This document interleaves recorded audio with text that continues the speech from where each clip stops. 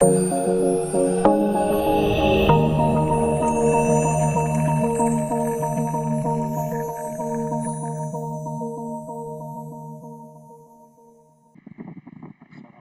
warahmatullahi wabarakatuh. Salam sejahtera kita semua. Senang sekali di kesempatan hari ini saya bisa kembali lagi berjumpa dengan para bakti lovers di seantero dunia. Semoga senantiasa dalam keadaan yang baik-baik saja dan sehat-sehat saja. Baiklah, kita lanjutkan bakti lovers. Kemarin kita sudah sampai statelessness ya. Uh, Sekarang kita lanjutkan bahwa dalam pendidikan kewarganegaraan ini ada beberapa istilah, ada istilah warga negara, warga negaraan, dan juga pendidikan kewarganegaraan. Kalau di bahasa Inggris ya tentu saja warga negara adalah citizen, citizenship, dan juga citizenship education atau civic education. Kemudian selain itu juga kita mungkin tidak asing dengan kata-kata ini antara warga negara atau penduduk dan bukan penduduk gitu ya. Tapi apakah ada bedanya? Ini kita sering dengar kata ini warga negara itu apa, penduduk itu apa, kemudian bukan penduduk itu apa gitu ya. Oke, kita lanjutkan saja ini istilah penduduk dengan bukan penduduk berdomisili di wilayah hukum secara tetap.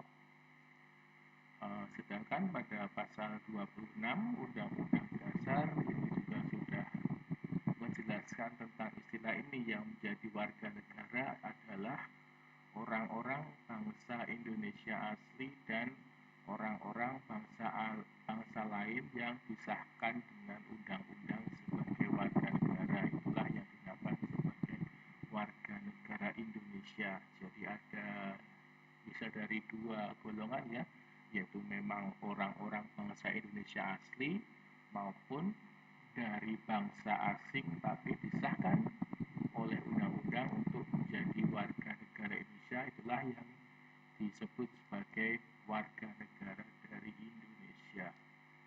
Sedangkan penduduk ini juga sudah dijelaskan, penduduk ialah warga negara Indonesia dan orang asing yang bertempat tinggal di Indonesia. Jadi ya definisinya berdasarkan domisili saja ya. Jadi kalau warga negara Indonesia itu adalah warga negara Indonesia asli WNI maupun orang dari bangsa lain yang sudah menjadi WNI karena disahkan undang-undang.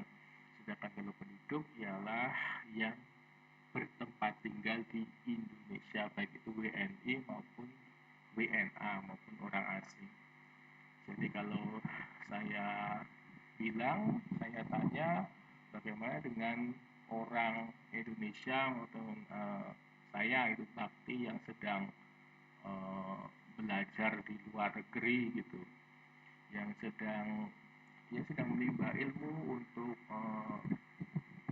S3 misalnya ya, misalnya doktor, menjadi PhD filosofi, uh, PhD PhD ya, di filosofi dokter ya, yaitu seseorang yang sangat mencintai ilmu pengetahuan, maka dinamakan filosofi. Jadi filos di sini bukan artinya filsafat, tapi filos artinya cinta dengan ilmu pengetahuan. Maka S3 itu maka gelarnya adalah orang yang cinta dengan ilmu pengetahuan, karena hanya orang yang cinta dengan ilmu pengetahuan saja yang akan melanjutkan sampai tingkat tinggi sampai ke jenjang S3, hanya sedikit saja ya. Jadi misalnya Bakti sedang uh, calon PhD di luar negeri, jadi apakah saya disebut warga negara atau penduduk gitu ya, menurut Bakti Lovers bagaimana? Jadi ya saya tetap disebut sebagai warga negara Indonesia ya, sebagai warga negara meskipun saya berada di luar negeri sedang belajar, karena tadi warga negara adalah orang-orang yang sudah masih menjadi warga negara Indonesia, yaitu bangsa Indonesia asli. Jadi saya tetap adalah warga negara Indonesia.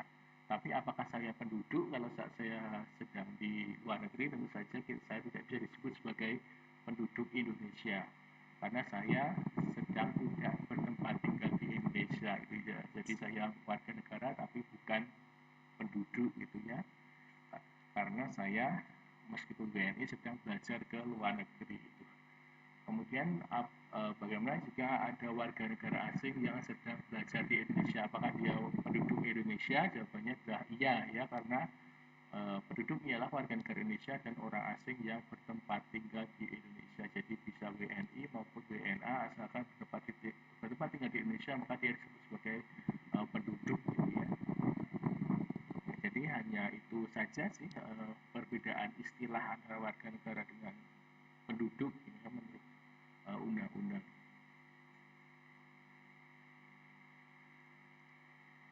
Kemudian dijelaskan juga adalah stelsel aktif dan stelsel pasif. Ini adalah cara untuk mendapatkan kewarganegaraan. Stelsel aktif berarti dia menuntut dari seseorang tersebut untuk aktif mendaftarkan diri, melakukan usaha untuk menjadi warga negara. Yaitu diperlukan adanya upaya aktif bagi seseorang yang ingin memohon untuk menjadi anggota suatu negara. Harus memenuhi syarat-syarat yang telah ditetapkan peraturan kewarganegaraan negara tersebut. Nah, ini akan menimbulkan hak yang namanya adalah hak untuk memilih. Dia ingin memilih warga negara apa, warga negara A, warga negara B, warga negara C. Jadi ada hak untuk memilih karena dia sendiri yang aktif. Kemudian ada juga stelsel pasif, yaitu seseorang secara otomatis akan mendapatkan status warga negara suatu negara, tidak perlu melakukan proses usaha. Dia akan menimbulkan yang namanya hak repudiasi atau hak untuk menolak pemberian kewarganegaraan.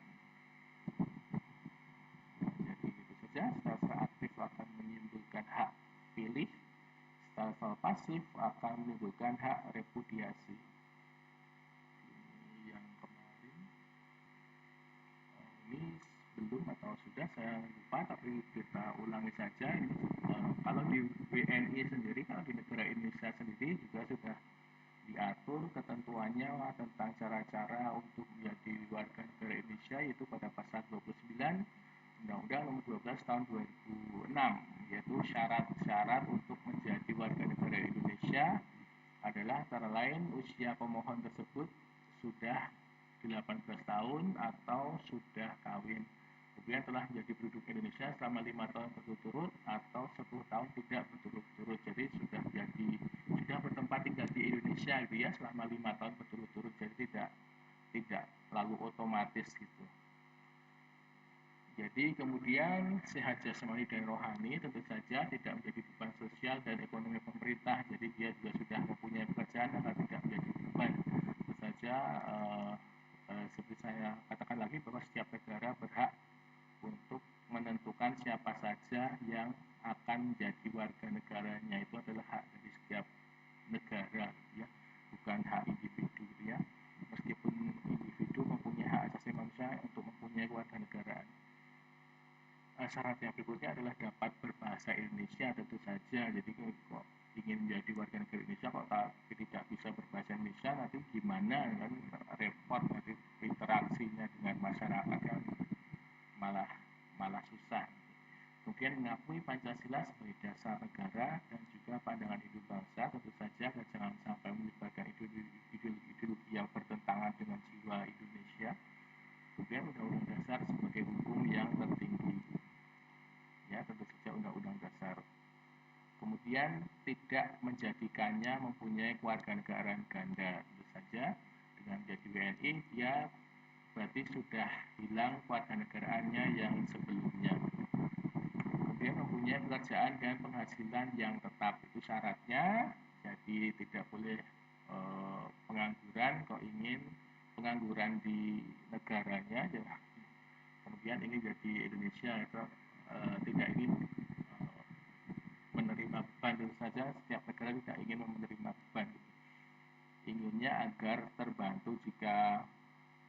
Biasanya jika orang tersebut mempunyai banyak investasi, merupakan orang yang terpandang, mempunyai kekayaan yang besar, itu akan lebih mudah untuk diterima di suatu negara gitu ya, karena dia akan memberikan investasi dan juga akan meningkatkan taraf hidup masyarakat sekitarnya gitu saja.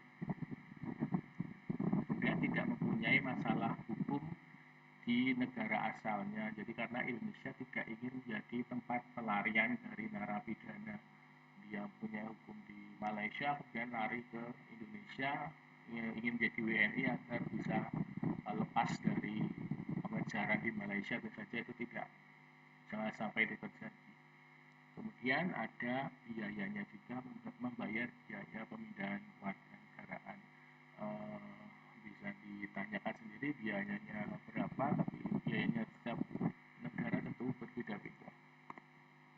Itu tadi teman-teman syarat-syarat antara lain saja yang diatur. Kemudian akan ada proses-prosesi lain, misalnya adalah prosesi untuk sumpah setia terhadap Indonesia. Jadi memang di negara-negara lain pun, misalnya di negara Amerika kan negara yang super power ya, yang metropolis, yang menjanjikan a new hope gitu, ada peluang baru, harapan baru, banyak orang-orang yang ingin menjadi warga negara Amerika, dan mereka tentu saja ketat dalam memberikan syarat-syarat untuk menjadi warga negara Amerika itu ketat sekali. Kalau saya dengar dari Donald Trump ya, saat itu Donald Trump kan mengganti undang-undang warga negaranya juga. Jadi bagi penduduk Amerika yang mendapatkan bantuan, mendapatkan program sosial dari pemerintah, itu mereka tidak akan dijadikan warga negara Amerika gitu, karena mereka hanya menjadi beban saja. Jadi ada orang-orang yang sudah menjadi penduduk gitu, harapannya kan menunggu agar menjadi warga negara Amerika, tapi kalau dia hidupnya adalah dari dinas sosial, dari pemberian bantuan pemerintah, maka dia tidak akan menjadi warga negara Amerika. Itu kan jadi setiap negara berhak untuk menentukan siapa saja menjadi warga negaranya, dan juga mengatur peraturan-peraturan hukum dan juga syarat-syarat agar bisa menjadi warga negaranya. Tentu saja kan susah sekali untuk menjadi warga negara Amerika. Dan itu nanti juga akan ada pengambilan sumpah juga untuk menjadi warga negara Amerika. Kita lanjutkan lagi teman-teman. Ini dulu pernah saya sampaikan ya, bahwa ada salah satu syarat-syarat untuk menjadi negara demokrasi, misalnya oleh versinya International Commission of Jurists di Bangkok pada tahun 1965, setidaknya ada 6 syarat-syarat suatu negara agar bisa disebut sebagai negara demokrasi. Antara lain, negara tersebut harus mempunyai perlindungan konstitusional, jadi harus ada hukum secara konstitusi yang akan melindungi warga negaranya dan melindungi rakyatnya, melindungi warga negaranya. Kemudian yang kedua adalah adanya badan kehakiman yang bebas dan memihak. Syarat yang ketiga adalah kebebasan untuk menyatakan pendapat. Syarat yang keempat adalah pemilihan umum yang bebas. Kemudian kebebasan untuk berorganisasi dan beroposisi. Dan kemudian syarat agar bisa disebut sebagai negara demokrasi adalah adanya pendidikan sivik. Nah, jadi salah satu sudah saya sampaikan sebelumnya tentang dasar kenapa kok harus ada pendidikan sivik di Indonesia ya. Selain itu juga karena kita adalah negara demokrasi, jadi memang harus ada pendidikan sivik, karena salah satu syaratnya agar bisa disebut negara demokrasi adalah itu tadi ya. Jadi bisa disebut bahwa bangsa Indonesia atau negara Indonesia sudah memenuhi dari keenam syarat ini. Jadi kita adalah negara yang demokratis. Lanjut, kemudian itu tadi syarat-syarat alasan mengapa kok penting suatu pendidikan sivik atau pendidikan kewarganegaraan. Kemudian warganegaraan. Jadi ini ada beberapa arti. Kalau menurut Kamus Besar Bahasa Indonesia adalah merupakan hal yang berhubungan dengan warga negara maupun keanggotaan sebagai warga negara. Kemudian secara sosiologis dan juga secara yuridis. Kalau dari sosiologis berarti kita adalah suatu warga negara karena secara yuridis dulu. Secara yuridis kita adalah suatu warga negara, yaitu karena ditandai adanya ikatan hukum antara orang-orang tersebut dengan negaranya. Karena merupakan anggota dari suatu negara, maka dia juga akan ada ikatan hukum antara orang dan negara tersebut. Akan ada akibat-akibat hukum tertentu, yaitu orang tersebut berada di bawah kekuasaan negara yang bersangkutan. Nah, dan juga negara tersebut juga harus melindungi dan juga melindungi orang-orang tersebut dan juga mencapai tujuan dari negara tersebut.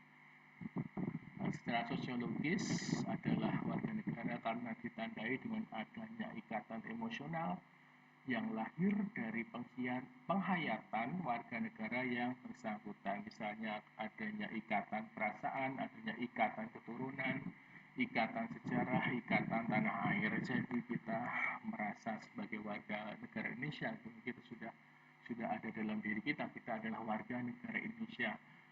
Kita dari nenek moyang memang sudah berada di Indonesia, sudah merupakan warga negara Indonesia. Kita secara keturunan memang sudah warga Indonesia. Kita juga sejarah yang sama dari Sabang sampai Merauke, kita juga pernah mengalami sejarah sama, kita tahu rasanya dijajah selama 350 tahun, semuanya itu menyatukan kita, kita satu visi dan satu penderitaan, satu pengalaman, kita terikat untuk membentuk satu tanah air. Lanjut teman-teman.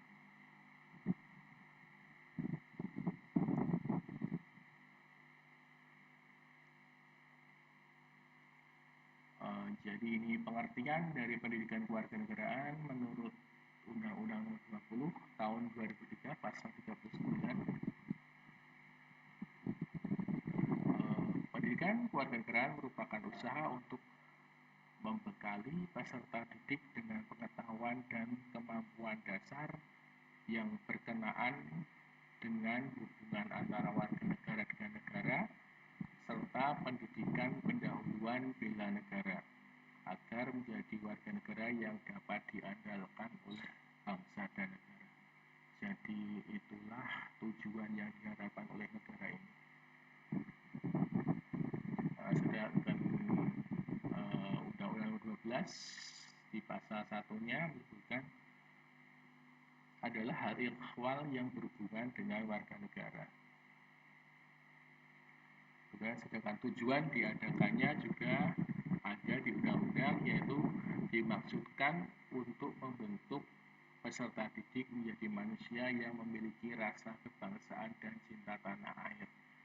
Jadi itulah tujuannya akan menjadi warga negara dapat diandalkan dan juga mempunyai rasa kebangsaan dan cinta tanah air pada bangsa Indonesia ini. Itulah tujuan dari pendidikan civic ini, ya teman-teman, ya teman-teman Bakti Lovers. Landasan hukumnya juga sudah diberitahukan. Jadi apakah pendidikan civic ini hanya diajarkan di Indonesia? Tentu saja tidak, ya. Jadi setiap negara tahu pentingnya pendidikan civic.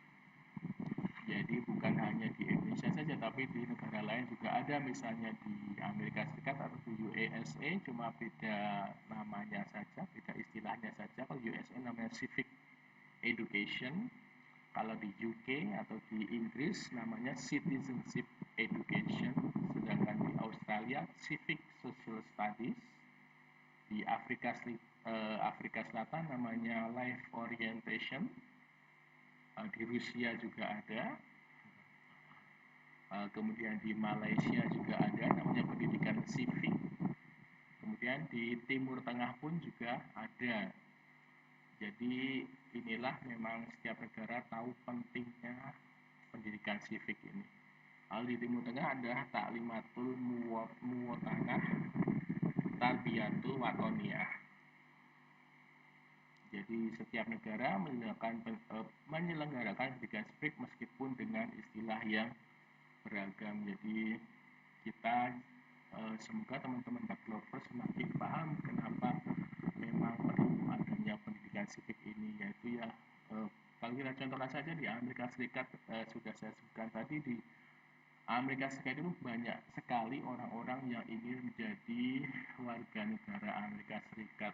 Bahkan di penduduknya di Amerika Serikat, warga negara Amerika Serikat itu bukan hanya beragam dari segi suku saja, dari segi etnis saja, tapi juga dari segi ras juga berbeda. Banyak yang jadi warga Afrika Amerika, dari Malaysia ke Amerika, dari sebelumnya Indonesia pun juga berubah menjadi warga negara Amerika, dari mana-mana, dari China juga menjadi Amerika, dari Jepang, dari Kanada, dari mana lah, banyak bisa ditemui di Amerika Serikat. Jadi ada banyak identitas di situ. Warga negara Amerika Serikat itu sangat sangat beragam. Jadi sehingga perlu banget untuk diberikan pendidikan civic. Agar apa? Agar tadi itu, agar menjadi warga negara yang dapat diandalkan oleh bangsa dan negara, dan juga memiliki rasa kebangsaan dan cinta tanah air. Kita bayangkan saja jika di negara Amerika Serikat yang sangat beragam tadi tidak ada pendidikan civic, jangan-jangan loyalitasnya terhadap Amerika Serikat juga akan dipertanyakan. Mereka antara etnis ini dengan etnis sana saling berkelahi gitu ya, saling berbeda karena mereka memang berbeda etnis, berbeda suku, berbeda ras, sehingga perlu ada yang menyatukan mereka. Harus ada satu identitas yang menyatukan mereka, yaitu apa? Yaitu apapun perbedaannya, mereka tetap satu identitas, yaitu sebagai warga negara Amerika. Warga negara Amerika. Jadi sangat penting juga untuk menumbuhkan cinta tanah air, agar sudah jangan lagi dengan negara yang dulu, jangan memikirkan warga negara yang dulu, tapi memikirkan untuk memajukan negara Amerika Serikat. Kemudian agar apapun perbedaan kita tetap satu negara, satu warga negara. Jadi itulah salah satu pentingnya pendidikan civic untuk menanamkan jiwa-jiwa tersebut, dan agar tidak ada perpecahan gitu ya.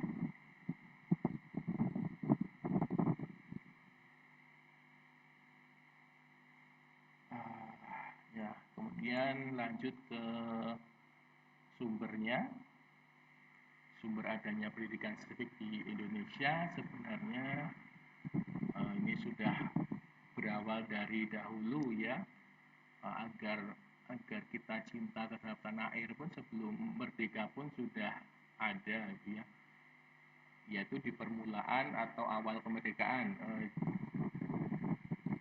Jadi setelah proklamasi itu kemudian mulai ada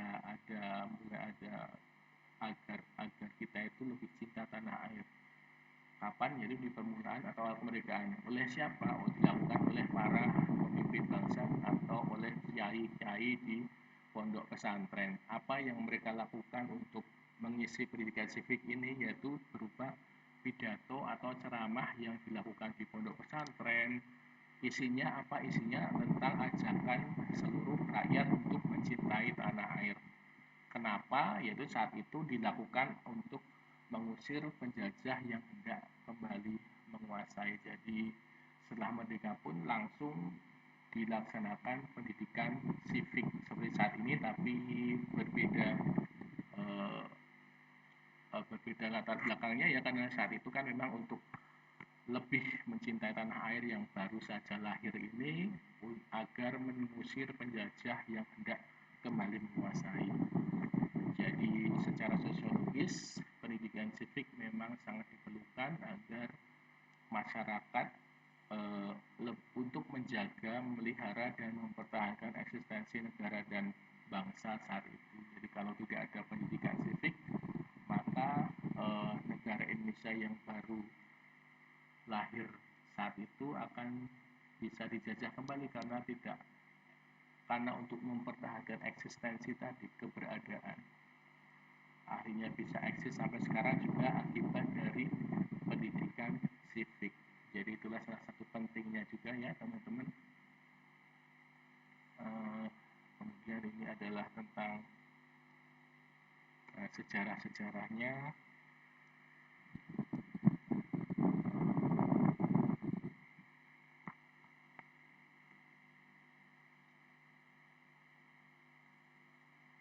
Jadi PKN pendidikan civic ini telah dikenal di pendidikan sekolah ini secara politis ya teman-teman. Secara politis pendidikan civic ini telah dikenal pada tahun 1957 ya secara politis, meskipun tadi itu secara sosiologi sudah dimulai saat setelah kemerdekaan, tapi secara politis baru ada di sekolah-sekolah pada tahun 1957 di kurikulumnya, yaitu lebih mengatur tentang hak dan kewajiban warga negara serta cara-cara memperoleh dan kehilangan status warga negara. Jadi isinya pendidikan civic hanya ini dulu. Kalau sebelumnya kan tentang agar kita lebih mencintai tanah air, lalu di tahun 1957 ini agar tentang pengetahuan tentang cara memperoleh dan kehilangan status warga negaraan. Kemudian pada tahun 1959 setelah adanya dekret Presiden 5 Juli 1959, kemudian Menteri P dan K mengeluarkan surat keputusan nomor ini tanggal 10 Desember tahun 1959 ya. P dan K ini dulu Kementerian Pendidikan dan Kebudayaan kalau tidak salah ya, tapi istilahnya P dan K. Ini isinya surat keputusan tadi adalah tentang pembentukan panitia untuk menyusun buku civic gitu ya. Pembentukan panitia penyusunan buku pedoman.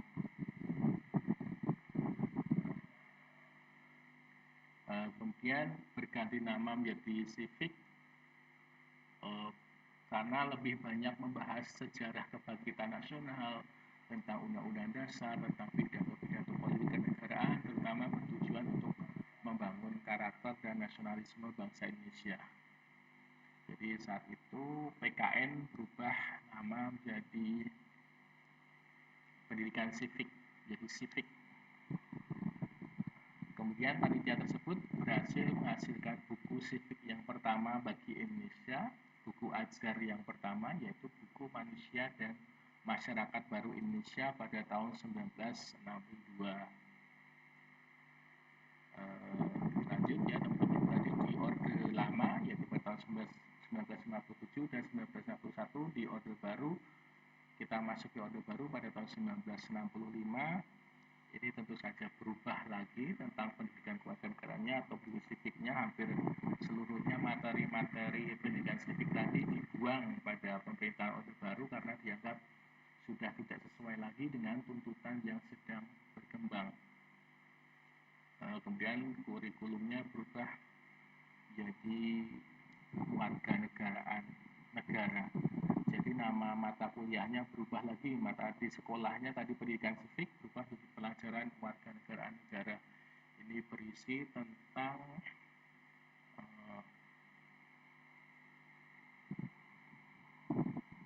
dia menghilangkan sifat indoktrinatif.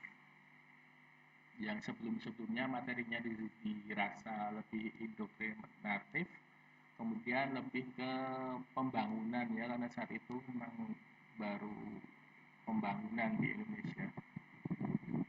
Kemudian pada tahun 1968 berubah kembali menjadi pendidikan kewarganegaraan.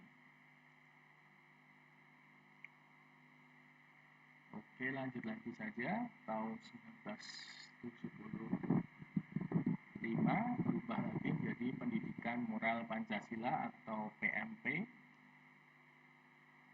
Materi Pancasila dan Undang-Undang Dasar dipisahkan dari mata pelajaran sejarah, ilmu bumi dan ekonomi. PKN ditujukan untuk membentuk manusia yang Pancasilais. Kemudian pada 1978 dicantumkan lagi materinya oleh P4, Pedoman Penghayatan dan Pengamalan Pancasila. Kemudian pada 1994 berubah lagi namanya menjadi PPKN.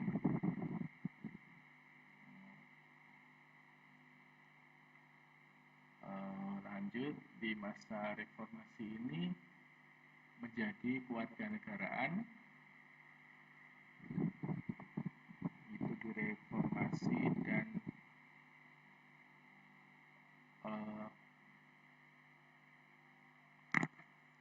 ya mungkin itu saja. Jadi bisa kita simpulkan